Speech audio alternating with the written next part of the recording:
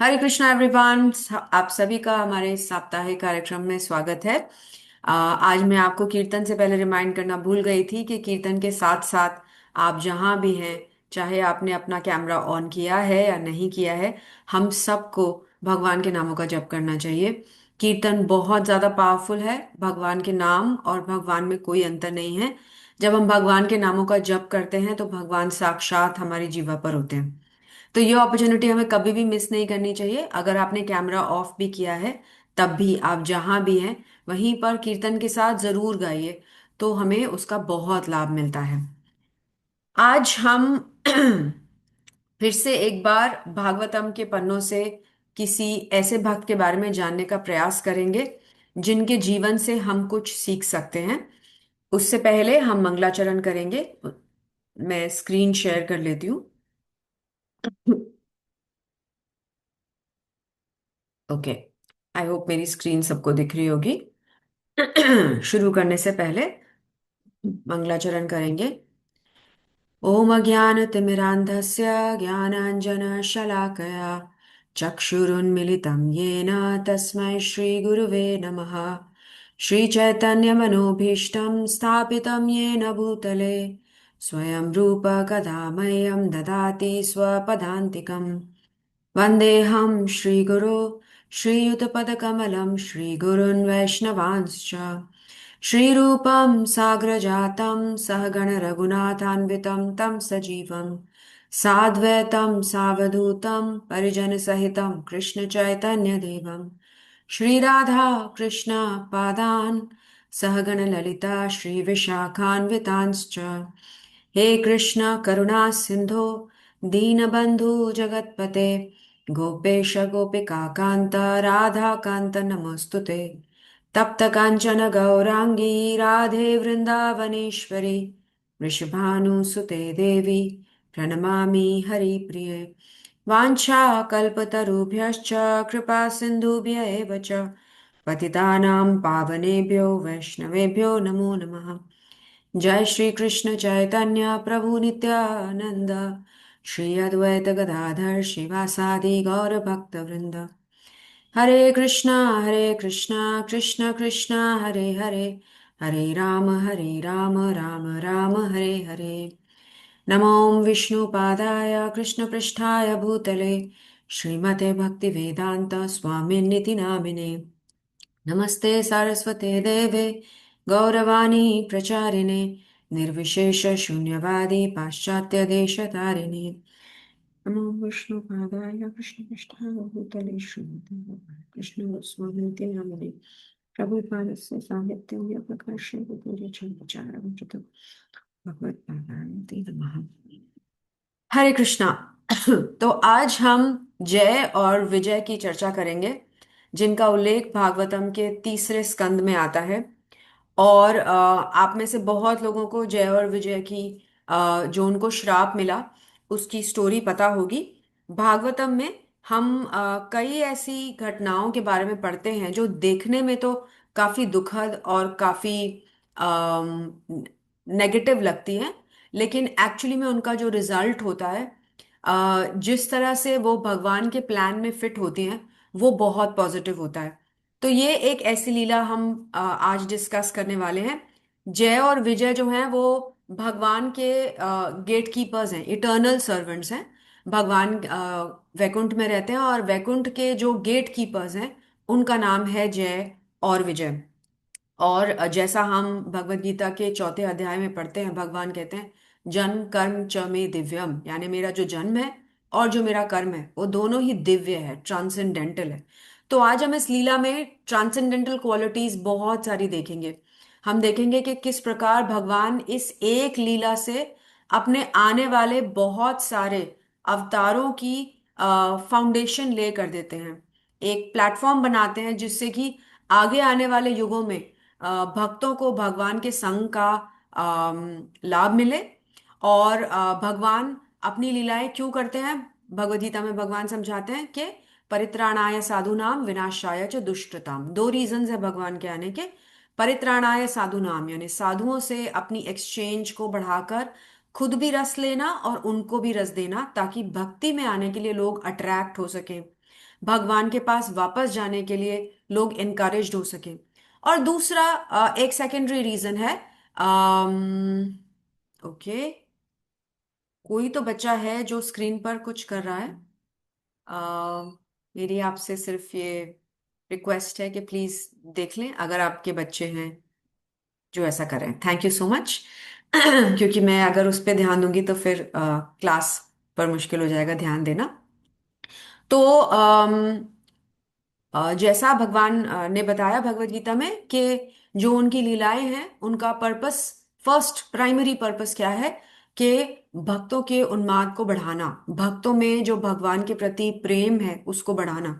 तो जब हम ये लीलाएं सुनते हैं, इनके बारे में सुनते हैं, तो इनसे हमें लाइफ लेसन तो लेने ही हैं कि हम इसमें से क्या अपनी डेली लाइफ में, अपनी भक्ति में उतार सकते हैं। लेकिन उससे ज्यादा इंपॉर्टेंट है हमें ये समझना कि किस प्रकार भगवान कोई अपॉर्चुनिटी छोड़ना नहीं चाहते, कोई भी अवसर छोड़ना नहीं चाहते जब वो भौतिक जगत में आके अपने भक्तों के साथ ऐसी लीलाएं कर सके जिनके बारे में सुनकर, जिनके बारे में पढ़कर, जिनको देखकर बाकी लोग आकर्षित हों और भगवान से अपना संबंध प्रगाढ़ करने का प्रयास कर सकें। तो ये जो एक एपिसोड हम आज डिस्कस करने वाले हैं वो आने वाले कई अवतारों के लिए प्लेटफॉर्म बनाता है और बहुत इंपॉर्टेंट लीला है। भगवान की हर लीला जो है उसमें एक अलग रस है, भगवान की हर लीला दिव्य है। और भगवान हर लीला में बार बार अपने भक्तों को इस तरह से अपना कोई ना कोई दूसरा एस्पेक्ट, एक फैसेट अपनी पर्सनालिटी का अपने भक्तों के साथ इंटरचेंज का एक नया रस प्रदान करते हैं, ताकि हम जैसे लोग उन पास्ट टाइम्स को पढ़कर, समझकर अपनी भक्ति में उनसे बहुत ज्यादा इंस्पायर हो सके। तो जैसा कि हमने भागवतम के शुरू में पढ़ा, फर्स्ट कैंटो में पढ़ा, एक और श्राप के बारे में जो परीक्षित महाराज को दिया गया था। देखने में तो ऐसा लगा कि परीक्षित महाराज के साथ बहुत अन्याय हुआ। एक छोटे से बालक ने, जो कि अभी परिपक्व भी नहीं था अपनी ब्राह्मणिकल क्वालिटीज में, उसने अपनी ब्राह्मणिकल पावर का नाजायज फायदा उठा के परीक्षित महाराज को श्राप दे दिया। और उस श्राप की वजह से परीक्षित महाराज, ऐसा लगता है कि परीक्षित महाराज को शुरू में जब श्राप दिया जाता है तो श्राप एक नेगेटिव चीज है, ऐसा ऐसा प्रतीत होता है कि उनके साथ बुरा हुआ। लेकिन जब हम देखते हैं कि किस प्रकार परीक्षित महाराज ने, जो एक भक्त है, वो नेगेटिव सिचुएशन को भी पॉजिटिव में कन्वर्ट कर लेता है।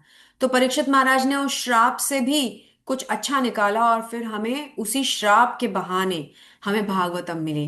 राइट, तो आज भी हम ऐसा ही कुछ देखेंगे। जय और विजय जो हैं, उनके बारे में, उनके कर्स के बारे में, उनको कैसे श्राप मिला, किसने उनको श्राप दिया, उनके श्राप का क्या प्रेमाइस था, क्या रिजल्ट हुआ, इस श्राप से उन्होंने क्या रिस्पॉन्ड किया, जिन्होंने उन्हें श्राप दिया था उनका क्या रिस्पॉन्स था, ये सब हम जानने का प्रयास करेंगे। तो सिर्फ ये जानकर कि वो भगवान के गेट कीपर है वैकुंठ में, हम समझ सकते हैं कि वो कोई साधारण मनुष्य नहीं है। भगवान के नित्य पार्षद हैं तो ऑब्वियसली प्योर एग्जॉल्टेड डिवोटीज हैं। और हमें इससे ये प्रेरणा मिलती है कि भगवान की सेवा में हम सब वापस जाना चाहते हैं, क्योंकि हम समझते हैं कि हम भगवान के नित्य दास हैं। तो भगवान की सेवा में वही लोग रहते हैं जो कि प्योर एग्जॉल्टेड डिवोटीज हैं, और ये अपने आचरण से हमें सिखाते हैं कि ये वहां कैसे पहुंचे और ये वहां क्यों हैं।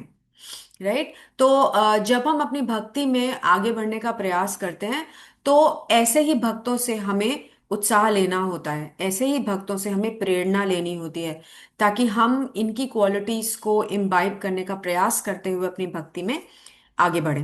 तो ये जो लीलाएं हैं इनको पढ़ने और सुनने का हमारा क्या उद्देश्य है कि हम लीला का रसास्वादन भी करें, भगवान और भक्तों के बीच का जो एक्सचेंज है उसको हम उसका रसास्वादन करें, और हम मोटिवेटेड हों कि हम भी इसी प्रकार भगवान के साथ एक्सचेंजेस करना चाहते हैं, भगवान का सामीप्य पाना चाहते हैं, भगवान की लीलाओं में प्रवेश करना चाहते हैं, भगवान को सर्व करने के लिए, ताकि हम भी जैसे ये इतने अच्छे से भगवान को सर्व कर रहे हैं, और उसी प्रकार हमें भी ऐसी भावना हमारे मन में आनी चाहिए। तो सेवा जो है वो हर लीला में हम देखते हैं कि जो सेवा में संलग्न है उसका जो स्थान है वो बहुत ऊंचा है। तो इसीलिए यहाँ पर जब हम दो गेट कीपर्स को देखते हैं जो कि भगवान के वैकुंठ द्वार के द्वारपाल हैं, जय और विजय, तो हम समझ पाते हैं कि इनकी जो पोजीशन है वो बहुत एग्जॉल्टेड है। तो श्रीमद् भागवतम में 15वें अध्याय में थर्ड कैंटो तीसरा अध्याय, और 15वें सॉरी तीसरा स्कंद और 15वां अध्याय में भगवान की जो भगवान का जो धाम है उसका बहुत इलेबोरेट डिस्क्रिप्शन दिया गया है। तो कई बार लोग हमें ऐसे पूछ सकते हैं कि आपको कैसे पता कि आप कहते हो बैक टू गॉड हेड, आपको क्या पता कि गोलोक धाम में क्या है, आपको क्या पता कि बैक टू गॉड हेड कैसी जगह है। तो शास्त्र जो है वो हमें सारी इंफॉर्मेशन देता है। तो 15 चैप्टर में हम चाहें तो हम पढ़ सकते हैं भगवान का किंगडम कैसा है, तो उस किंगडम को ये लोग गार्ड करते हैं, राइट। तो इनकी कितनी फॉर्च्यून है, कितना बड़ा इनका सौभाग्य है कि भगवान के ये नित्य पार्षद हैं, और भगवान के इतने ब्यूटीफुल किंगडम का कि स्वर्ण से गुंबद बने हैं, रत्न जड़ित है वहां पर, जो सड़कें हैं वो बहुत सुगंधित पानी से धुलती है, और दूध की नदियां बह रही हैं, और जो हर वृक्ष है वो कल्प वृक्ष है, बहुत अच्छी सुगंधित धीमी धीमी हवा वहां चलती है, मौसम जो है वो बिल्कुल परफेक्ट रहता है। तो जब हम इस तरह से भगवान के धाम के बारे में पढ़ते हैं जो कि भागवतम में बहुत अच्छे से इलेबोरेट डिटेल में डिस्क्राइब्ड है, तो हमें समझने में आसानी होती है कि एक्चुअली में हमारा गंतव्य क्या है। तो उस धाम के ये द्वारपाल हैं। तो एक बार चार कुमार, जो कि सनक, सनातन, सनंदन और सनत कुमार, ये चार कुमार हैं जो ब्रह्मा जी के पुत्र हैं। इनकी आयु 5 वर्ष के करीब है, और ये विचरण करते हुए वैकुंठ के द्वार पर पहुंचे। तो ये जो चार कुमार हैं ये भी अद्भुत पर्सनालिटीज हैं, ब्रह्मा जी के पुत्र हैं। और जैसा कि हम पहले भी कई क्लासेस में ब्रह्मा जी के बारे में जब हम डिस्कस कर रहे थे तो हमने देखा था कि किस प्रकार ब्रह्मा जी को सेकेंडरी क्रिएटर कहा गया है।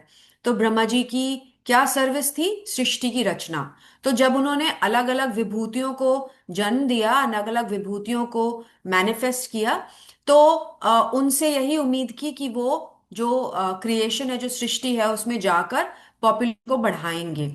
लेकिन जब चार कुमारों को ब्रह्मा जी ने ये आदेश दिया कि आप जाओ और आप पॉपुलेट करो पूरी सृष्टि को, तो उन्होंने मना कर दिया, क्योंकि उन्होंने बोला नहीं, हम इस झंझट में नहीं पड़ेंगे, हम भौतिक जगत में इस तरह का कार्य नहीं करेंगे, और हम आजीवन जो है वो ब्रह्मचारी रहना चाहते हैं। और इसीलिए उन्होंने अपना जो रूप है वो 5 वर्ष के बालकों का बना दिया, और हमेशा के लिए वो 5 वर्ष के बालकों के रूप में ही रहते हैं। तो चार कुमारों की पोजीशन भी बहुत एग्जॉल्टेड है। इन्हीं के द्वारा एक संप्रदाय जो कि कुमार संप्रदाय या फिर आगे चल के निम्बारक का संप्रदाय बना, वो संप्रदाय इनके आधिपत्य में चलता है। तो ये भी कोई ऑर्डिनरी पर्सनालिटी नहीं है, ये भी एग्जॉल्टेड पर्सनालिटीज हैं। और ये चारों ही जो है वो विचरण करते हुए वैकुंठ के द्वार पर पहुंचे, और जैसे ही वैकुंठ के पास पहुंचे तो इनकी उत्कंठा हुई बहुत ज्यादा, इनको क्यूरियोसिटी हुई कि ये वैकुंठ में जाकर देखना चाहते थे कि इतनी अच्छी इतना अच्छा जो वाइब आ रही है, जिसे हम वाइब समझते हैं, या इतनी अच्छी जो सुगंध आ रही है, इतना अच्छा जो वातावरण दिख रहा है, महसूस हो रहा है, उसको ये एक्सपीरियंस करना चाहते थे और देखना चाहते थे। तो इसीलिए ये वैकुंठ की तरफ आए, और वैकुंठ के पहले 6 द्वार इन्होंने बहुत आसानी से पार कर लिए। तो इतनी ईगरनेस थी इनके अंदर भगवान से मिलने की, भगवान को देखने की, क्योंकि ये समझ गए कि ये वैकुंठ है और यहाँ पर ये भगवान का दर्शन कर सकते हैं। तो भागवतम में प्रभुपाद एक्सप्लेन करते हैं 15 चैप्टर में ही, थर्ड कैंटो 15 चैप्टर 21 श्लोका के पर्पट में प्रभुपाद बताते कि इतने ईगर थे कि इनको पता ही नहीं चला कि किस प्रकार ये 6 द्वारों से अंदर आ गए। वहां हर द्वार पे अलग अलग तरह की डेकोरेशंस थी, बहुत अद्भुत दृश्य थे, पर इन्होंने कुछ नहीं देखा, इनको आभास ही नहीं हुआ। और ये पहले 6 द्वारों को पार करके जब ये 7वें द्वार पर पहुंचे, तो वहां पर इन्हें कौन मिले? जय और विजय। अब वैकुंठ में जितने भी व्यक्ति, जितने भी जीव निवास करते हैं, उन सब का स्वरूप भगवान के समान ही होता है। तो वो भी चार चतुर्भुज रूप में रहते हैं, शंख चक्र गदा पद्म धारण किए रहते हैं। तो आपस में किसकी उम्र ज्यादा है किसकी उम्र कम है ये पता भी नहीं चलता। तो वैकुंठ निवासी यूज टू हैं इस चीज के, राइट। तो जब ये वैकुंठ के द्वार पर पहुंचे और इन्होंने जय विजय को देखा, तो जय विजय ने इन्हें अंदर जाने से रोक दिया। और जब इनको अंदर जाने से रोका गया, तो ये जो है वो क्रुद्ध हो गए, यानी कि इनको गुस्सा आ गया। तो यूजुअली भी हम देखते हैं कि जो बच्चे होते हैं उनको लाइसेंस होता है कि वो कहीं पे भी एंट्री एग्जिट कर लेते हैं, है ना। कई बार हम देखते हैं कि किसी देश के कोई गवर्नर या मेयर या कभी प्राइम मिनिस्टर प्रेसिडेंट भी अपनी शपथ ले रहे हैं अपनी पोजीशन की, और उस वक्त कोई बच्चा ऊपर चढ़ के स्टेज पे आ जाता है। तो वेस्टर्न कंट्रीज में ये चीजें, ये वीडियोस बहुत देखने को मिलते हैं कि कोई गवर्नर है, कोई मेयर है, कोई पॉलिटिकल लीडर है जो अपनी शपथ ले रहा है, और शपथ के बाद क्योंकि उनकी फैमिलीज वहां होती हैं, तो बच्चे जो है वो चलकर ऊपर आ जाते हैं। तो बच्चों को हर जगह जाने की परमिशन होती है, एंट्री एग्जिट उनको फ्री होता है। तो ये जो कुमार हैं ये 5 वर्ष के बालक के रूप में हैं, ये चारों कुमार। और इनको जो है वो 7वें गेट पर जय और विजय जो है रोक देते हैं। तो इस पर्सपेक्टिव से कि ये 5 वर्ष के बालक हैं, और इस पर्सपेक्टिव से कि ये ब्राह्मण हैं, इनको रोका नहीं जाना चाहिए था। तो इस वजह से इनको क्रोध आ जाता है, राइट। और ये जो चार कुमार हैं जब इनको रोका जाता है तो ये बहुत ज्यादा क्रुद्ध हो जाते हैं। तो इसमें आचार्य ऐसा बताते हैं कि जब ये 6 गेट क्रॉस कर गए और 7वें गेट पर पहुंचे, और जब इनको रोका गया, तो जब इनको रोका गया तो इनके अंदर भी सटली कहीं पे अहंकार था कि हम चार कुमार हैं, आप हमें कैसे रोक सकते हो, हम ब्राह्मण हैं, अपने ब्राह्मणत्व का इनको अहंकार था। और दूसरी ओर जय विजय को भी ये अहंकार था कि हम गेट कीपर्स हैं, हम ऐसे ही किसी को अंदर नहीं जाने देंगे, ये भगवान के विश्राम करने का समय है, कोई भी उठकर अंदर नहीं जा सकता। तो थोड़े समय के लिए जय विजय जो हैं वो, उनके अंदर भी ये अहंकार था, और जो चार कुमार हैं उनके अंदर भी ये अहंकार था। और जैसे ही उनको क्रोध आया तो उन्होंने बोला कि जो वैकुंठ है वो कैसा जगत है, कुंठ के बिना, जहां पे कुंठा ना हो वो वैकुंठ है, राइट। तो उन्होंने बोला कि क्योंकि आपने यहाँ कुंठा उत्पन्न कर दी है ना, कि किसी को कहीं एंट्री ना देना, मतलब कि कोई कॉन्फ्लिक्ट है, कोई एंट्री करना चाहता है और आप एंट्री नहीं दे रहे, यानी कि कोई कॉन्फ्लिक्ट है। तो अगर यहाँ कॉन्फ्लिक्ट है तो आप वैकुंठ में नहीं रह सकते, क्योंकि आपने वैकुंठ में कॉन्फ्लिक्ट पैदा कर दिया। इसलिए उन्होंने क्या श्राप दिया, आप दोनों के दोनों भौतिक जगत में चले जाओ, राइट। और जैसे ही ये श्राप मिला तो जय विजय जो है, ऑब्वियसली एकदम से उनको ये आभास हुआ कि उनसे गलती हो गई है। तो जो एग्जॉल्टेड डिवोटीज होते हैं या भक्त होते हैं, एग्जॉल्टेड पर्सनालिटीज होते हैं, उनका जो क्रोध है वो भी ट्रांसेंडेंटल होता है, दिव्य होता है और बेनिफिशियल होता है। जैसे हमने पढ़ा है कृष्णा बुक में, और जैसा जब हम कार्तिक में दामोदर अष्टकम पढ़ते हैं तो हम पढ़ते हैं कि नारद मुनि ने कुबेर के पुत्रों पर क्रोध किया, नल कुबेर और मणिग्रीव पर क्रोध किया, लेकिन उस क्रोध का रिजल्ट क्या निकला कि उन्हें भगवान के दर्शन हुए। तो जो दिव्य विभूति होती हैं उनका जो क्रोध है वो भी हमारे लिए श्रेयस्कर होता है। तो वो क्यों क्रोधित हुए, क्योंकि उन्होंने कहा कि भाई आपने वैकुंठ में आप इस तरह का भेदभाव कर रहे हो। हम तो एक तो हम ब्राह्मण हैं, दूसरे हम 5 वर्ष के निरीह बालक हैं हम सब, और आपने हमें अंदर जाने से रोक दिया। तो इसीलिए उन्होंने क्या कहा कहा जय विजय को कि आप जाकर मृत्युलोक में आ, पैदा हो जाओ, राइट। लेकिन अगर इस प्रकार की कोई घटना यहाँ इस जगत में घटती तो एक नॉर्मल रिएक्शन क्या होता कि कमाल है, मैं तो अपनी ड्यूटी कर रहा हूं, मैंने तो ऐसा कुछ किया ही नहीं जिससे कि आप इतने क्रोधित हो गए, और इतने क्रोधित हो गए कि मुझे इतना बड़ा शाप दे दिया, ये तो अन्याय है। लेकिन जय विजय अपनी एग्जॉल्टेड पोजीशन दिखाते हैं। तो कैसा, अपने कैसे दिखाते हैं, अपने आचार से, अपने बिहेवियर से। तो जैसे ही उनको श्राप मिलता है तो वो क्या हो जाते हैं, एंग्शियस हो जाते हैं, वो डर जाते हैं। किस चीज से डर जाते हैं? इस चीज से नहीं कि उन्हें मृत्युलोक में जाना पड़ेगा। उनको मालूम है कि मृत्युलोक में जाने का अर्थ है भगवान की विस्मृति। और ये जो बात है वो उनको बहुत डरा देती है। तो वो बहुत ज्यादा डर जाते हैं। वो ये भी जानते हैं कि ये चारों जो है वो ब्राह्मण है, और ब्राह्मणों का वाक्य या ब्रह्म वाक्य कभी भी व्यर्थ नहीं जाता। ये भी वो जानते हैं। और वो ये भी समझते हैं कि ब्राह्मण जो है वो भगवान को बहुत प्रिय है। भगवान ने अपने द्वार ब्राह्मणों के लिए हमेशा के लिए खुले रखे हैं। तो जैसे ही भगवान को भी ये पता चलेगा कि हमने ऐसी गलती की है, ब्राह्मणों को उनसे मिलने से रोका है, तो उनको भी अच्छा नहीं लगेगा। ये सारी चीजें सोचकर जय और विजय जो है वो बहुत ग्लानि से भर जाते हैं, बहुत ज्यादा दुखी हो जाते हैं। और वो क्या करते हैं? वो सबसे ज्यादा किस चीज से परेशान है? सबसे ज्यादा वो उन्हें इस बात का डर है कि वो भगवान को भूल जाएंगे। और ऐसा वो किसी भी शर्त पर करना नहीं चाहते, क्योंकि मटेरियल वर्ल्ड में आने का मतलब ही ये है, भौतिक जगत में आने का मतलब ही ये है। राइट? तो और तो ये रिएक्शन था जय और विजय का। और अब देखिए भगवान का क्या रिएक्शन है ना। और भगवत गीता में 9वें अध्याय में भगवान कहते हैं कि मेरे भक्त का कभी भी नाश नहीं होता। तो यहां पर हम क्या कह रहे हैं? क्या देख रहे हैं? As soon as the lord came to know about the curse he came running. भगवान चल के नहीं आए। भगवान ने गरुड़ को नहीं बुलाया कि गरुड़ आओ मुझे वहां पहुंचना है। वहां जय विजय ने चार कुमारों को क्रुद्ध कर दिया है, फिर गरुड़ आए, फिर गरुड़ के ऊपर वो सवार हुए ना। भगवान कैसे आ रहे हैं? भाग कर, है ना। और भागवतम में थर्ड कैंटो के 15th चैप्टर के 37th श्लोक का ट्रांसलेशन अगर हम पढ़ेंगे, तो वहां पर प्रभुपाद क्या बता रहे हैं? At that very moment the lord who is called Padmanabha because of the lotus grown from his navel, and who is the delight of the righteous, learned about the insult offered by his own servants to the saints. Accompanied by his spouse, the goddess of fortune, he went to the spot on those very feet, sought for by recluses and great sages.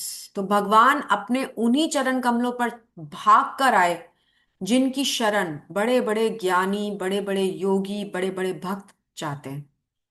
तो ये हमारे लिए बहुत hope giving है ना, कि भगवान जब कहते हैं मेरे भक्त का कभी नाश नहीं होता, तो हमारे लिए बहुत होप गिविंग है कि अगर हम भक्ति कर रहे हैं तो भगवान इंश्योर करेंगे कि हमारा कभी कुछ बुरा ना हो, है ना। और आकर उन्होंने क्या किया? उन्होंने ये नहीं बोला कि ये क्या कर रहे हो तुम लोग, तुम्हें क्या प्रॉब्लम है, तुम क्यों आए हो इस वक्त, और तुम्हें क्या प्रॉब्लम है कि तुमने इन्हें रोका। ऐसा कुछ नहीं किया। भगवान ने क्या किया? हमें लीडरशिप सूत्र दिया, है ना। भगवान मास्टर हैं, तो उन्होंने क्या किया? पूरी रिस्पॉन्सिबिलिटी अपने ऊपर ली और चार कुमारों से फॉरगिवनेस मांगी अपने सर्वेंट्स के लिए। तो ये हमारे लिए बहुत इंपॉर्टेंट है। उन्होंने अक्नॉलेज किया सबसे पहले कि ये ऑफेंस है, क्योंकि चार कुमार जो हैं वो ब्राह्मण हैं, और ब्राह्मणों को भगवान के द्वार से अंदर आने से कोई नहीं रोक सकता। उनके जो सेवक हैं उन्होंने गलती की थी, भगवान ने उनकी गलती मानी और उनके बिहाव पर क्षमा याचना की चार कुमारों से। तो सबसे पहले तो भागवतम में डिस्क्रिप्शन है कि जब भगवान आते हैं तो कैसे चार कुमार उनको बस देखते ही रह जाते हैं। हम समझ सकते हैं कि अगर चार कुमार उनको देखने के लिए कितने उत्कंठित थे, तभी तो 6 द्वार ऐसे पार करके आ गए थे जल्दी जल्दी 7वें द्वार पे। और जब भगवान आते हैं भागते भागते अपने सेवकों के पास जहां पर ये सब कुछ हो रहा होता है, तो भागवत में पूरा डिस्क्रिप्शन है कि चार कुमार भगवान को देख रहे हैं तो कैसे भगवान उस वक्त दिख रहे हैं। कि भगवान ने मकराकृत कुंडल पहने हुए हैं, वैजंती माला है उसके ऊपर भंवरे मंडरा रहे हैं, है ना। और मोर पंख है, और भगवान ने पीतांबर धारण किया हुआ है। पूरा डिस्क्रिप्शन है। तो भगवान ने पूरे रत्न और आभूषणों से सुसज्जित हैं, है ना। जब हम लोग रत्न और आभूषण कभी कभी पहन लेते हैं तो वो रत्न और आभूषण हमारी शोभा बढ़ाते हैं, राइट। लेकिन भगवान के केस में जिन रत्न और आभूषणों को भगवान ने धारण किया हुआ है, भगवान उनकी शोभा बढ़ा रहे हैं। तो भागवतम में ये पूरा डिस्क्रिप्शन आता है कि किस प्रकार भगवान की पूरी जो छवि है उसको डिस्क्राइब करते हैं। तो भगवान का पूरा जो रूप है, उसका उनका दर्शन है, वो पूरा जो चार कुमार जो कर रहे हैं वो डिस्क्रिप्शन है। और उसके बाद फिर भगवान अपनी सेवकों की जो गलती है उसको मानते हैं, और फिर जो ब्राह्मण है उन्हें उनसे क्षमा याचना करते हैं अपने सेवकों के बिहाफ पे। तो हम एक लीडरशिप सूत्र समझ रहे हैं कि जो हमारा सेवक है, जो हम पे डिपेंडेंट है, इसी तरह हमें उनके उनकी रक्षा करनी चाहिए, है ना, उनके। और कभी भी इस तरह का भाव नहीं होना चाहिए कि अगर कोई गलती भी है तो भी हम अहंकार में कि मेरी पोजीशन बड़ी है, मैं क्यों सॉरी बोलूं, मैं क्यों माफी मांगू। या तो भगवान यहाँ दिखा रहे हैं अपने आचरण से कि अगर गलती हुई है तो बेस्ट है कि हम उसकी क्षमा याचना करें। तो क्योंकि भगवान स्वयं आ गए हैं, ऑब्वियसली चार कुमार भगवान को देखते ही ये समझ गए कि उनसे गलती हो गई है, कि उन्हें भगवान के सेवकों को श्राप नहीं देना चाहिए था। अब क्योंकि ब्राह्मणों ने श्राप दिया है तो श्राप को विड्रॉ तो नहीं किया जा सकता, जो कर्स है वो तो मिलेगा ही। लेकिन इस केस में, जैसे हमने नारद मुनि के केस में देखा था, नलकुबेर और मणिग्रीव के केस में देखा था, यहां भी जो कर्स है या श्राप है वो ब्लेसिंग बन जाएगा। और उस ब्लेसिंग को किस तरह से, वो ब्लेसिंग जो है वो हेल्प करेगी भगवान की आगे की लीलाओं में। तो उनको मर्सी ग्रांट की गई, और कंपैशनेट होके भगवान ने उनको क्या ऑप्शन दिया कि या तो आप 7 जन्म तक मेरे भक्त बन के भौतिक जगत में रहो, या फिर 3 जन्मों में मेरे दुश्मन बन के या मेरे शत्रु बन के, डीमंस बन के पैदा हो। तो जय और विजय ने क्या चुना? 3 जन्म का की शत्रुता चुनी, क्योंकि जय और विजय जो है वो जल्द से जल्द अपनी सेवा में वापस लौटना चाहते थे। राइट। तो भागवतम में हम देख सकते हैं कि किस प्रकार जो भगवान के सेवक हैं वो भगवान की सेवा करने के लिए इतने ज्यादा ललायत हैं कि वो अपनी सेवा किसी भी शर्त पे छोड़ना नहीं चाहते।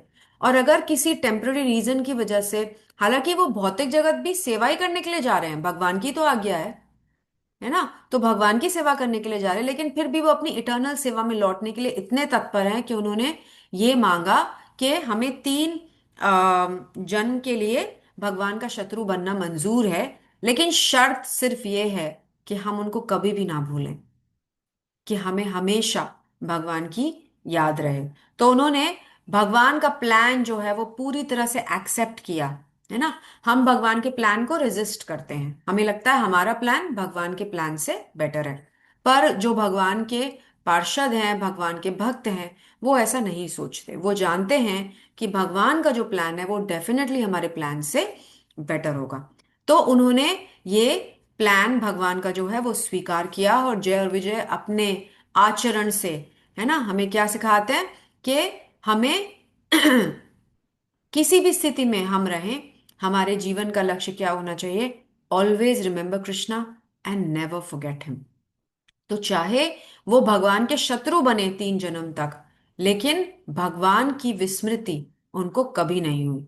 भगवान उन्हें हमेशा याद रहे, और भगवान को याद करके ही उन्होंने उन लीलाओं में जो भी उनकी सेवा थी वो उन्होंने पूरी की। और उसकी वजह से क्या हुआ कि हम ये जान पाए हैं कि हर स्थिति में, हर वक्त हमारे लाइफ का मोटिव क्या होना चाहिए, कि हम भगवान को हमेशा याद रखें और कभी भी ना भूलें। सारे भक्ति के प्रिंसिपल्स में सबसे ज्यादा इंपॉर्टेंट क्या है? Always remember Krishna and never forget him, because that is the most important thing. तो भगवान को हमेशा याद रखना, और हमेशा ये प्रयास करना कि हमारा जीवन, हमारी दिनचर्या, हमारे कार्य इस तरह से हो, इस तरह से डिजाइंड हो कि हम हमेशा भगवान को याद कर पाए। तो जय और विजय जो है अपने पर्सनालिटी से, अपने कैरेक्टर से, अपने चरित्र से हमें यही सिखाते हैं कि उन्होंने 7 जन्मों तक भक्त रहकर, भक्त बनकर भौतिक जगत में आना स्वीकार नहीं किया, क्योंकि उससे उनका और भगवान का जो सेपरेशन है वो बहुत लंबा हो जाता। इसीलिए 3 जन्मों तक भगवान का शत्रु बनकर आना उनको मंजूर था, और इसीलिए उन्होंने वो चॉइस ली। और वो इसलिए क्योंकि शत्रु के रूप में भी उनको पूरी अपॉर्चुनिटी थी भगवान को याद करने की और भगवान के रिमेम्बरेंस में रहने की। तो हम देख सकते हैं कि किस प्रकार चार कुमार और जय विजय जो हैं उनके बीच का ये पूरा घटनाक्रम था। और किसी ने भी किसी तरह का प्रोटेस्ट या विरोध नहीं किया और सहर्ष स्वीकार किया जो भगवान का प्लान था। और फिर उसके बाद ऑल्दो उनसे जो गलती हुई थी वो अनइंटेंशनल थी, वो ऐसा करना नहीं चाहते थे, लेकिन फिर भी उन्होंने एक्सेप्ट की रिस्पॉन्सिबिलिटी। और रिस्पॉन्सिबिलिटी एक्सेप्ट करने के बाद उन्होंने जो भी उनको सजा कह लीजिए या जो भी उनका उस श्राप का रिजल्ट हुआ वो भुगतने के लिए वो तैयार थे। तो कैसे उनका जन्म हुआ अलग अलग युगों में। तो पहला जो जन्म था वो सतयुग में हुआ, हिरण्याक्ष और हिरण्यकशिपु, दो भाई जिनके बारे में हम अच्छे से जानते हैं। हिरण्याक्ष जो थे, तो ये दोनों ही दानव जो थे वो बहुत ही ज्यादा शक्तिशाली थे, दोनों भाई, और बहुत ज्यादा उपद्रवी थे। इन्होंने देवताओं को और भक्तों को बहुत ज्यादा परेशान किया। हिरण्याक्ष, जैसा हम जानते हैं, उन्होंने भूमि देवी को गर्भोदक समुद्र में, सागर में डुबा दिया था, और जिसके लिए भगवान ने वराह रूप धारण किया। तो जैसे हम शुरू में डिस्कस कर रहे थे कि इस लीला से क्या होगा, भगवान के आने वाले तीन अवतारों का प्लेटफॉर्म बनेगा, एक बैकग्राउंड बनेगा। और जो पहला था वो वराहदेव का अवतार था, जो भगवान ने वराहदेव के रूप में अवतरण लिया और फिर हिरण्याक्ष का वध किया। इसका जो रेफरेंस है वो भी थर्ड कैंटो में आता है। फिर हम नरसिंह की कहानी से, की कथा से बहुत अच्छे से जानते हैं। हम नरसिंह की कथा को प्रहलाद महाराज की रक्षा के लिए, हिरण्यकशिपु का वध करने के लिए नरसिंह देव जो हैं वो एक खंबे से उत्पन्न हुए। उन्होंने प्रहलाद की रक्षा की और हिरण्यकशिपु का वध किया, जो कि ऑलमोस्ट इम्पॉसिबल था। हिरण्यकशिपु ने बहुत चालाकी से ब्रह्मा जी से वरदान ले लिया था, और उस वरदान के रहते, उस वरदान के कारण उसका वध जो है वो ऑलमोस्ट इम्पॉसिबल था। और इसीलिए भगवान ने इस प्रकार का अद्भुत रूप लिया जो हम नरसिंह देव के फॉर्म में देखते हैं। इसका भी वर्णन आता है, और फिर सेवेंथ कैंटो में भी हम ये लीला बहुत डिटेल में पढ़ पाते हैं। तो जो फर्स्ट युग का जो फर्स्ट बर्थ था, वो फर्स्ट जन्म था, वो था सतयुग का हिरण्याक्ष और हिरण्यकशिपु इसके रूप में। फिर उसके बाद त्रेता युग में जो सेकंड जन्म था इन दानवों का, वो था कुंभकर्ण और रावण, दो भाई, जिनके बारे में भी हम सब जानते हैं बहुत अच्छे से। रामायण में इनका उल्लेख आता है। भगवान राम के हाथों कुंभकर्ण, जो कि 6 महीने सोता था, 6 महीने जागता था, बहुत ज्यादा शक्तिशाली था, हजारों हजारों सेनाओं के बराबर इसके अंदर बल था। और इसका इनका भाई जो था वो रावण, रावण के बारे में भी सब जानते हैं कि शास्त्रों का ज्ञाता था, महापंडित था, लेकिन बहुत ज्यादा उपद्रवी और अहंकारी था, और जिसने सीता माता का अपहरण किया, और जिसकी वजह से उसको जिसकी वजह से उसका वध हुआ। तो श्री राम ने कुंभकर्ण और रावण दोनों का ही वध किया। तो हम देख रहे हैं कि किस प्रकार जो शत्रुता है वो चलती जा रही है एक जन्म से दूसरे जन्म में, क्योंकि भगवान ने यही उनको कंसेशन दिया था कि आप 3 जन्मों में मेरे शत्रु बनोगे और मेरी ही रिमेम्बरेंस में। तो हम देख सकते हैं, हम सब जानते हैं कि कितना इंटेंस था हिरण्याक्ष का जो मेडिटेशन था भगवान विष्णु के ऊपर, वो इतना इंटेंस था। हर वक्त वो यही सोचता रहता था कि किस प्रकार विष्णु की को पराजित मैं करूं। जब हिरण्याक्ष का वध हो जाता है तो हिरण्यकशिपु भी उसी मानसिकता से का शिकार होता है कि इस विष्णु ने मेरे भ्राता को मार डाला, और मैं कैसे बदला लूं और कैसे पराजित करूं इसको। तो वो जो मेडिटेशन है, वो एब्जॉर्प्शन इतना ज्यादा स्ट्रांग है। तो शत्रु होते हुए भी वो भगवान को भूल नहीं पा रहे हैं। इसका कारण है क्योंकि वो एक्चुअली में शत्रु हैं नहीं, वो भगवान के सेवक हैं, जो इस लीला में भगवान को वीर रस का आस्वादन कराने के लिए और बहुत सारी लेसन्स देने के लिए और बहुत सारे पास टाइम्स को कनेक्ट करने के लिए, बहुत सारी चीजों को रिजल्ट देने के लिए वो यहाँ पर भौतिक जगत में भगवान की लीलाओं में सम्मिलित हुए हैं। तो कुंभकर्ण और रावण जो थे वो सेकंड बर्थ था, उनका दूसरा जन्म था। और फाइनली फिर द्वापर में जब भगवान स्वयं आए धराधाम पर, तो दंतवक्र और शिशुपाल के रूप में ये दोनों जय विजय इनका जन्म हुआ। तो दंतवक्र और शिशुपाल दोनों ही भगवान के परिजन थे, उनके संबंधी थे, उनके रिश्तेदार थे। लेकिन इन दोनों का भगवान से बहुत पुराना बैर था। हमेशा भगवान को क्रिटिसाइज करते रहते थे। जैसा हम जानते हैं, शिशुपाल को भगवान के प्रति 100 अपराध करने का की परमिशन थी। और उन्होंने उनकी माता, भगवान ने शिशुपाल की माता को ये वचन दिया था कि 100 अपराध तक मैं कुछ नहीं बोलूंगा, लेकिन 101वें अपराध पर मैं एक्शन अवश्य लूंगा। तो दंतवक्र जो है, दंतवक्र और शिशुपाल जो है, वो बहुत ऑफेंसिव थे भगवान के प्रति। और जब युधिष्ठिर महाराज के राजसूय यज्ञ में प्रथम पूजा के लिए भगवान कृष्ण को चुना गया, तो वहां पर शिशुपाल ने खड़े होकर भगवान के प्रति बहुत अपशब्द बोले, उनका बहुत तिरस्कार किया। उनको कहा कि वैदिक कोई भी सिस्टम ये फॉलो नहीं करते, ये तो ग्वाले हैं, और ये छलिया हैं, और ये छल से और माया से अपना सारा काम चलाते हैं।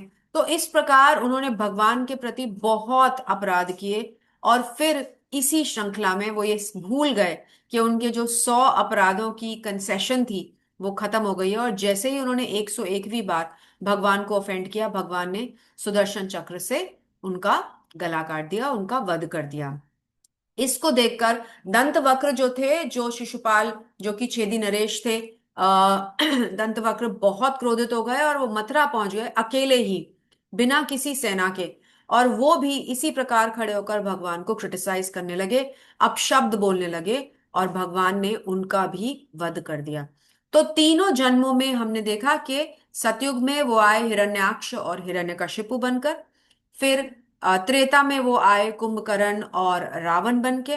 और फिर द्वापर में आए दंतवक्र और शिशुपाल बन के। और तीनों ही समय में, तीनों ही युगों में, तीनों ही जन्मों में हमने देखा कि उनका पूरा मेंटल एब्जॉर्प्शन क्या था? भगवान के बारे में ही सोचते रहना। हालांकि वो भगवान के बारे में फेवरेबली नहीं सोच रहे थे। शास्त्र ऐसा बताते हैं कि हमें भगवान के बारे में फेवरेबली चिंतन करना चाहिए, तभी वह भक्ति कहलाती है। तो श्रील रूप गोस्वामी नेक्टर ऑफ डिवोशन में, भक्ति रसामृत सिंधु में ये समझाते हैं कि जो भी रिमेम्बरेंस, जो भी हम भगवान के बारे में सोचते हैं, वो फेवरेबली सोचना चाहिए।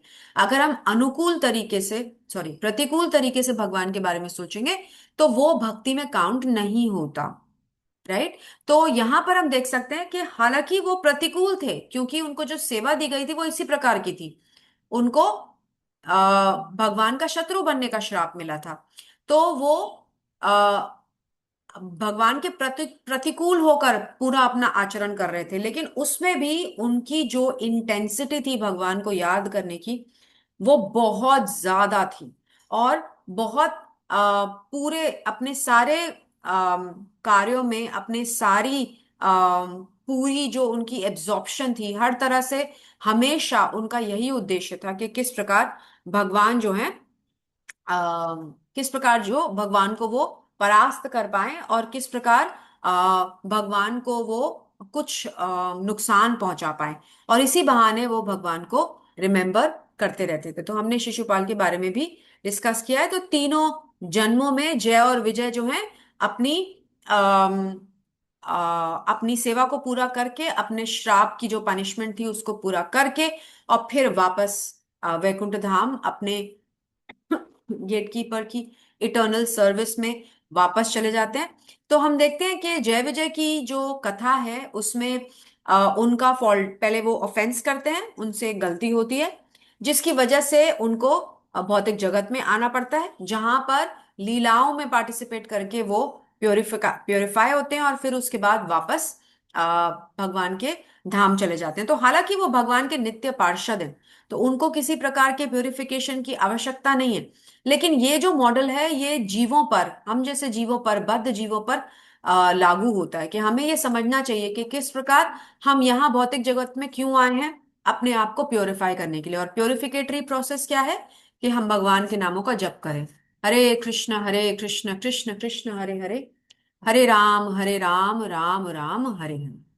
तो हम भगवान के नामों का जप करते हैं, और जप करने से हम प्योरिफिकेशन, हमारा प्योरिफिकेशन होता है। और जब हम शुद्ध हो जाते हैं, तो हम वापस भगवान के धाम में अपनी इटर्नल सर्विस में जा सकते हैं। तो इस लीला से हमारे लिए, इस लीला में हमारे लिए क्या है, इस लीला से हम क्या समझ सकते हैं।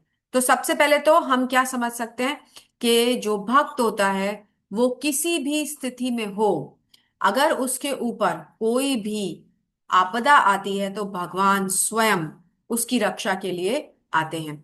तो बाइबल में ऐसी एक स्टोरी आती है कि एक व्यक्ति जब भगवान के पास पहुंचा तो उसने देखा कि एक समुद्र का किनारा है, बहुत अच्छी हवा चल रही है, और वो भगवान के साथ वहां पर बीच पर तैर तैर नहीं रहा, सैर कर रहा है।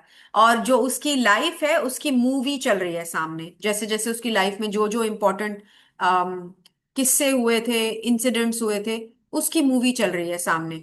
तो वो देखता है कि हर वक्त जो बीच है उस पे दो दो पाँव के निशान होते हैं, दो दो पैर के जोड़ों के निशान होते हैं। तो भगवान उसे समझाते हैं कि देखो मैं हमेशा तुम्हारे साथ था, तुम कभी भी जिस भी सिचुएशन में थे, तुम्हारी लाइफ में जो कुछ भी चल रहा था उस सब में मैं तुम्हारे साथ था, हमेशा, मैंने तो कभी तुम्हें अकेला नहीं छोड़ा। लेकिन थोड़ी देर बाद वो व्यक्ति देखता है कि जो स्क्रीन पे उसकी लाइफ चल रही होती है उसमें वो इंसिडेंट्स आ रहे होते हैं जिसमें वो बहुत परेशानी में था, और बीच पर सिर्फ एक पैर के जोड़े के निशान होते हैं, सिर्फ एक जोड़े के। तो वो बहुत दुखी हो जाता है और कहता है भगवान, जब मुझे सबसे ज्यादा आपकी आवश्यकता थी तो आपने मुझे अकेला छोड़ दिया था, क्योंकि यहाँ पर तो एक ही पैर के जोड़े के निशान है। तो भगवान उसको कहते हैं कि नहीं, मैंने तुम्हें अकेला नहीं छोड़ा था, ये मेरे पैरों के निशान है, मैंने तुम्हें अपनी गोद में उठा रखा था। तो जब तुम सबसे ज्यादा परेशान थे मैं सबसे ज्यादा तुम्हारे साथ था। तो हमें इस बात से बहुत शक्ति मिलनी चाहिए, हमें इस बात से बहुत आशावान होना चाहिए कि किस प्रकार भगवान जो हैं वो हमेशा भक्त की रक्षा करते हैं, हमारी भक्ति की हमेशा रक्षा करते हैं। वो हमेशा इंश्योर करते हैं कि हर सिचुएशन में हम अपनी भक्ति में आगे बढ़ते रहें। फिर हमें ये शक्ति, ये शिक्षा मिलती है कि जो डिफिकल्ट सिचुएशंस आते हैं, जो हमने भीष्म देव की कथा में भी डिस्कस किया था, कि जब लाइफ में डिफिकल्ट सिचुएशंस आती हैं तो हमें उनका मकसद समझना चाहिए, हमें उनके लेसन्स, उस डिफिकल्ट सिचुएशन को रेजिस्ट नहीं करना चाहिए, बल्कि भगवान का प्लान समझ के उनको सहर्ष स्वीकार करना चाहिए, और समझना चाहिए कि इसमें मेरे लिए क्या है, मुझे किस तरह से अपने आप को ग्रो करने के लिए एक सिचुएशन मिली है जिसमें मेरी ग्रोथ हो सकती है, तो हमें वो समझना चाहिए। और हम क्या सीखते हैं, हम ये सीखते हैं कि अगर हमें कोई करेक्ट करना चाहे तो हमें बहुत ह्यूमिलिटी से उस करेक्शन को समझना चाहिए। तो सबसे पहले तो भक्ति में और जीवन में भी, अदरवाइज भी, हमारे पास ऐसे व्यक्ति होने चाहिए जो हमें हमारी गलती का एहसास करा सके, जो ऐसे व्यक्ति हों जो हमें बता सकें कि हमने ये गलत किया। और जब ऐसे व्यक्ति हमें करेक्शन दें, जब ऐसे व्यक्ति हमें सही मार्ग दिखाएं, तो हमें विनम्रता से उस करेक्शन को स्वीकार करना चाहिए। हमें ऐसा नहीं सोचना चाहिए कि ये हमेशा मेरे अंदर गलती ढूंढते रहते हैं, ये हमेशा मेरा मेरे मेरे को नीचा दिखाते रहते हैं, ऐसा नहीं सोचना चाहिए। तो क्योंकि भगवान ने जय और विजय की जो गलती थी उसको एक्सेप्ट किया, अक्नॉलेज किया, तो जय और विजय ने भी ये माना कि उनसे गलती हुई थी, और जो करेक्शन उनको मिली उन्होंने सहर्ष स्वीकार करी। जय और विजय ने भगवान के प्लान का कोई विरोध नहीं किया, उन्होंने जो भी भगवान ने उनको मर्सी दी, कंपैशन दिया, उनको जो भी चॉइसेस दिए, जय और विजय ने वो सहर्ष स्वीकार करा, भगवान के प्लान को स्वीकार किया और उसका कोई विरोध नहीं किया। हमें भी अपने जीवन में इसी प्रकार ये कोशिश करनी चाहिए कि हम भगवान के प्लान को सहर्ष स्वीकार करें। हम कभी भी ऐसा ना समझें कि मेरा प्लान जो है वो बेटर है भगवान के प्लान से। तो कोई भी जो हमारे जीवन में घटना घटती है वो भगवान के सैंक्शन से घट रही है, हमारे पिछले कर्मों का रिएक्शन है वो, उसके लिए केवल हम ही जिम्मेदार हैं और कोई नहीं है, ऐसा हमें समझना चाहिए। और ऐसा समझकर जिस भी स्थिति में हम हों उसी स्थिति में भगवान के तरफ, भगवान के की तरफ हमें धीरे धीरे करके बढ़ते रहना चाहिए। और जो सबसे इम्पोर्टेंट लेसन है इस लीला का वो ये है कि हम किसी भी स्थिति में हों, हमें भगवान से अपना कनेक्शन जो है वो प्रगाढ़, हमेशा सदैव रखना चाहिए। और हमारी जो एक्सटर्नल सिचुएशंस हैं, बाह्य जो स्थिति है, वो हमारी भक्ति में कभी बाधा नहीं बन सकती। तो आचार्य हमें सिखाते हैं कि भक्ति जो है वो किसी चीज पे डिपेंडेंट नहीं होती। ना वो हमारी पढ़ाई लिखाई पे डिपेंडेंट है, ना वो हमारी बुद्धि पे डिपेंडेंट है, ना वो हमारे पैसे पे डिपेंडेंट है, ना वो हम किस पार्ट ऑफ द वर्ल्ड को बिलोंग करते हैं उस पे डिपेंडेंट है। भक्ति किसी चीज पे डिपेंडेंट नहीं है। हम जहां हैं, जिस स्थिति में हैं, उसी स्थिति में हम आराम से भक्ति में धीरे धीरे करके बढ़ सकते हैं। और हमें हमेशा ये कनेक्शन बनाए रखना चाहिए। जब स्थिति अ, जटिल हो जाए, मुश्किल हो जाए, दुर्गम हो जाए, तो हमें अपनी साधना को, भगवान के प्रति अपनी शरणागति को और बढ़ा देना चाहिए, ताकि भगवान के प्लान को हम जल्दी से जल्दी समझ पाएं और उनके प्लान में सहायक बन पाएं, इंस्ट्रूमेंट्स बन पाएं। ये तभी होगा जब भगवान से हम अपना कनेक्शन बनाएंगे। तो भगवान से कनेक्शन कैसे बनता है? जब हम हर रोज भगवान के नामों का जप करते हैं। हरे कृष्ण कृष्ण कृष्ण हरे हरे, हरे राम राम राम हरे हरे। यही एक माध्यम है जिससे हम भगवान के साथ अपना कनेक्शन बना सकते हैं। जब हम भगवान के बारे में पढ़ें, जब हम भगवान के बारे में सुने, जैसे आप लोग हर संडे समय निकालकर इस क्लास में आते हैं, कक्षा अटेंड करते हैं, इस क्लास में भगवान के बारे में जानते हैं, लीलाओं के बारे में जानते हैं, तो इससे क्या होता है? हमारा कनेक्शन भगवान के साथ प्रगाढ़ बनता है। ये सारी जो आध्यात्मिक एक्टिविटीज हैं, ये किस लिए हैं? ये इसीलिए है कि भगवान के साथ हमारा कनेक्शन जो है वो स्ट्रांग बने। तो अगर हम ऐसा करेंगे, तो ये कनेक्शन, जब हमारी जीवन में कठिन स्थितियां आएगी, तो ये कनेक्शन हमें साहस देगा, स्पिरिचुअल मसल बिल्ड करेगा, हमारी आध्यात्मिक शक्ति हमें मिलेगी, जिसके रहते हम कभी भी अपने आप को अकेला महसूस नहीं करेंगे। हम कभी भी बहुत ज्यादा किसी सिचुएशन से दुखी नहीं होंगे। हम हर सिचुएशन को भगवान में अपनी आस्था रखते हुए, फेथ के साथ, शक्ति के साथ, भगवान के प्रति शरणागति के साथ अपने जीवन को ढाल पाएंगे और भक्ति में हमेशा आगे बढ़ते रहेंगे। तो इन लीलाओं से हम ये सीखते हैं कि हमें भगवान के प्रति अपना कनेक्शन जो है वो बहुत अच्छे से बनाना चाहिए। Thank you so much.